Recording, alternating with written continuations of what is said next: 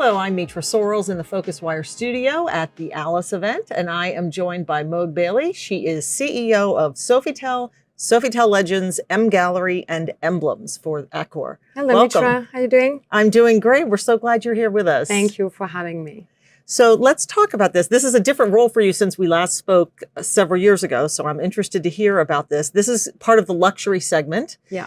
Let's start by having you tell us, how would you define luxury today? Oh, it's a very interesting question. Actually, most of people, when we talk about luxury, they're going to instinctively think of beauty, materials, design, gold, marble. But if you step back and think a minute, luxury, to me at least, is really about an attitude. Okay. It's not that much about the what, but the how. So to me, luxury is first of all a feeling, a mix of emotion being personalization, seamlessness, a kind of sophisticated, effortless elegance. So it's really, for me, again, a matter of attitude and therefore of culture. So as I took over this role of luxury global CEO for those 4 brands, my first priority was to make sure those 4 brands will fit into a very clear and recognizable culture.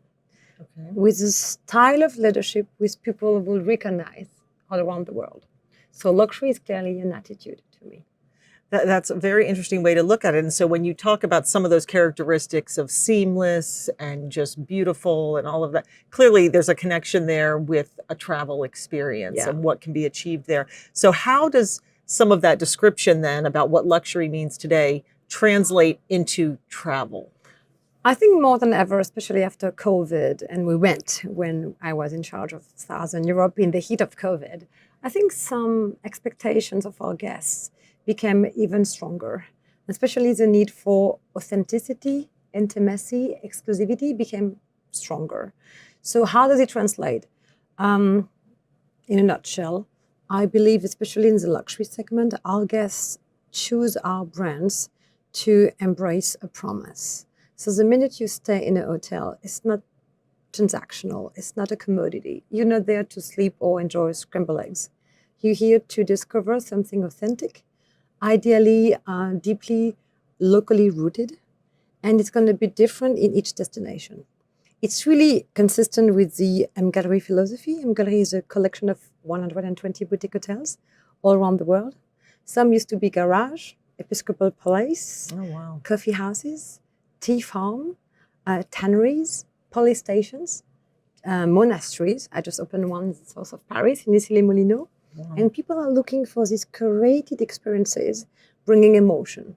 And again, if you pick up Sofitel, the idea is, depending on when you're going to stay, the Sofitel Barcelona is going to provide you an experience where the French culture bridges with the Catalonian culture. In Mexico City, the Sofitel Mexico will provide you a bridge between the French zest and a massive tribute to Mexican artifacts. So again, people back to this definition of luxury being an attitude, an emotion, something where everything seems easy, whereas it's not. Right. To me, it's this combination of experiences, authentic, exclusive ones, destination, and emotions, which are genuine, is to me the perfect summary of luxury. So it's very interesting as I listen to you talk about that, and you've used the word experiences many times. And actually, we have been hearing continually that consumers are prioritizing experiences, over material things, and they're really factoring in the experience over just even the destination. It sounds to me like you're saying that as far as you're concerned, your properties are part of the experience. Oh, absolutely. If you look at the luxury segment, you can split it into different buckets: luxury goods and luxury experiences. And the segment which is growing the most dynamically is clearly the luxury experiences. People are just buying to buy and own something. They want to be part of those things. They want to belong to a community. And community and belonging means experiences. So travels and hospitality is the ideal segment to create and craft unique experiences. We've been talking about experiences far prior COVID. It's not new, but it's been accelerated. And if you look at Gen Z, this new generation, which is going to be a third of our customers by 2030, they buy luxury goods earlier. For the millennials, it was between 18 years old and 20 years old. They buy their first luxury good at 15 on average. Wow. But more than buying and owning stuff, they want to experience something. Yeah. So more than ever, we are encouraged to craft unique, tailor-made destinations and experiences around travels. And people will be able to spend far more through a luxury experience than to buy a bag or just a coat, which is interesting. So, and we just received some data from our friends over at Arrival, which is they do a lot of research related to the tours and events and experiences space, that said about 46 affluent travelers account for a much larger percentage of experiences spend, 46%, even though they are only 22% of the customer base. I'm just wondering if then built into what you're talking about is also an idea of creating and offering experiences even outside the property that would appeal to those guests that are staying in your properties. If you step back and pause for a minute, a hotel is a beating heart of a community, of a local neighborhood. So you can create around the hotel so many different experiences. And what we love to do is to reignite the past and the story around the hotel, especially for MGallery, who are trying to stick to the initial place the hotel used to be. So, for instance, La Reine Margot in Issy-les-Moulineaux, south of Paris, it used to be a monastery. Queen Margot, Queen Marguerite de Valois, who was as beautiful as educated, used to take this place as her shelter in 1606. She had with her philosophers and poets and the future King Louis XIII, and they were all put together. There is a chapel. And so the idea today is to allow our guests to enjoy the spa, the F&B concept, but then to take them for a tour, telling the story of the entire monastery, and then helping them to come back to these ancient times where they can feel the full history of the building, and then the connection with the communities and everything. They want a broader experience.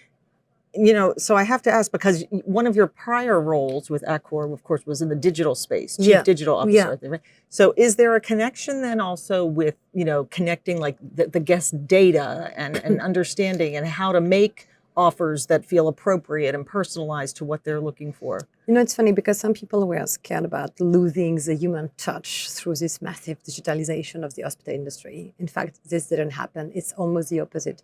To me, when I was a CDO, I was always saying that digital is a mean, never the end. Yeah. It's a mean to empower and enable our human touch during the hospitality experience. So gathering and collecting the data helps us to be more relevant. We are trying at Sofitel to design some very tailor-made attentions according to your guest preferences. So if I know you are a yoga addict, if I know your favorite wine is a Gevrey Chambertin, before your arrival, I will customize, I will tailor-make something very special for you according to your data. And this is made possible thanks to digital. Yeah. In the same vein, artificial intelligence is not replacing people. It's just making us more accurate in revenue management, in anticipating food orders, like we do fight against food waste, thanks to digital and AI tools. So it's interesting to see that it's a paradox. Our industry is over-digitalized, but we will never completely digitalize the industry, the hospitality experience. Right. It's just an enabler. Let's talk a bit more then about AI specifically. And of course, generative AI is what everybody's been talking about in the last year. Do you think, is there as much of an applicability and a use case for technologies such as that in the luxury travel space? Luxury again is also about personalization and seamlessness.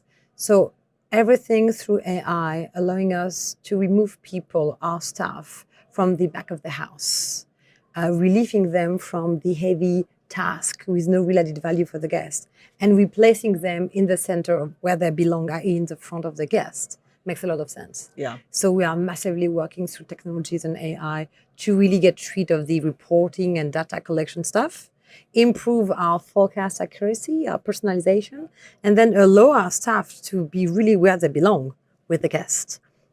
Should AI replace the hospitality experience? I don't think so, especially in the luxury segment, where, again, luxury being an attitude means you need an emotional connection and you need emotional intelligence. And I'm not sure it's going to be replaced before a long time, hopefully. Yeah, yeah, no, for sure. But talk to me though also about then how you are attracting younger generations. You mentioned about Gen Z and they're buying their first luxury good earlier and things. How are you bringing younger generations into these brands? Young generations are not looking for standards. They want to be surprised and they want to have an authentic connection and emotion in each destination. So typically, brands such as MGallery, which are a collection, encouraging the collectionist spirit, like you're just looking forward to discovering the next MGallery because it's like being a collectionist and collecting gems all around the world is really part, of our strategy. The Gen Z, and I think it's a good thing for everyone, is also very sensitive to CSR. Yes. And we didn't do that for them purposely, but the thing is, we do believe that the luxury of tomorrow has to be sustainable or won't be. So within our roadmap for our brands, we are pushing very hard the fact to get rid of single-use plastic, carbon neutrality, measuring and fighting against food waste, measuring water consumption, promoting diversity, and getting back to local communities. Like our hotel is not anymore a predatory dynamic, a player, but is something which is really caring about giving back to local communities. And those Gen Z, if you think at the number of requests on Google for eco-certified hotels, is just boomed last year. So it's also a nice way to attract these new generations by embedding into our brands a deep, genuine purpose. And I'd imagine you're sharing a lot of that strategy and that activity, let's say maybe even on social media. I'm curious, I have to ask, for brands like this, are you using TikTok? Yes, we are on social media. On CSR, I'm always a bit cautious about greenwashing. I prefer my guests to be the ones talking about us. So instead of being too loud, I keep pushing diversity. We moved from 24% of my GMs being women to already 29% in only 1 year. We eco-certified already 40% of my network, and we are 240 hotels all around the world. We are already measuring food waste everywhere thanks to AI. But again, we are working smoothly but surely very hard. And I would like my guests to be the first ambassadors of our strategy instead of being too loud and be blamed for greenwashing. That's a refreshing perspective. We like to walk the talk. But again, I do believe in a committed, sustainable luxury. Let's just talk a bit about, one of the things that we've heard quite a bit about is this idea of hotels finding ways to drive revenue kind of beyond the bed. So not just focusing on what they can do by getting a room booking, but maybe there are other opportunities to monetize and things. Just wondered your thoughts on that and we speak about total RevPAR, not just about, stay, but everything which can create and generate revenues around the hotel. So you've got plenty of additional revenue sources like F&B for sure. So F&B concepts are booming everywhere because we are trying to attract not only our guests of the hotel, but also local neighbors around the hotel coming for lunch, a breakfast, a brunch, for dinner, and not necessarily sleeping in the hotel. The wellness concept is also a booming one. Because especially post-COVID, where we had the chance to meet, people don't want just to look better. They want to feel better. So we thought completely our wellness approach with a new holistic wellness label called The Purist, Retreat and Spa. We have The Purist label in MGallery Courmarine in Normandy, north of France. And this label relies on 4 pillars: nutrition, sleep, movement, sport, and beauty. And so the idea is that people are really looking for a strong, holistic, tailor-made wellness approach. So wellness could be a massive additional revenue source. And again, not only for the guests staying in the hotel. You can welcome in your spa and your fitness center, in your gym, many neighbors of the hotel. And last but not least, everything which is cultural, exhibits, concerts, Right. when your hotel opens its door to local communities, it's also driving awareness and business. Yeah, it's very interesting. It certainly feels like everyone is starting to think much more holistically like that. Exactly. So, finally, before we wrap up, I just want to ask you just referenced that an increase in the number of women that you have that are leading some of your properties. So, I know clearly this is important to you. What advice might you have for young women entering the travel industry today? I think we can say that hospitality used to be for a while a men's world, but it's getting better. Again, my point is not to be surrounded exclusively by women, Right. but I want men and women, junior and senior, and different national and cultural backgrounds. Because I, as a leader, do strongly believe in diversity as the most powerful lever of collective intelligence. So the advice I would give is probably threefold. The thing is first one is don't be afraid. Fear is your worst advisor. So if you make any decision by fear, don't make it. Okay. Second, dare to ask for help and to create your network. I've been waiting for a while to understand really the benefit of a network. And networking, like here today in Hellas, Yeah. makes a lot of sense and brings added value.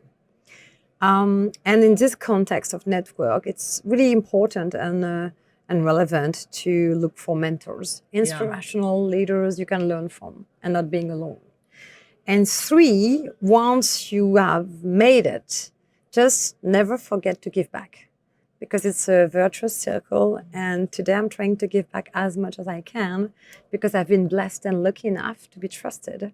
And now I'm already coaching thousands of women and men too, just to try to push this philosophy of giving back. Oh, well, So that's no wonderful. fear, networking and mentoring, and never forget to give back. Wonderful. That's a very nice, positive way to end our discussion. So, Maud Bailey, thank you so much for joining us. Thank you so much. All right. Thank you.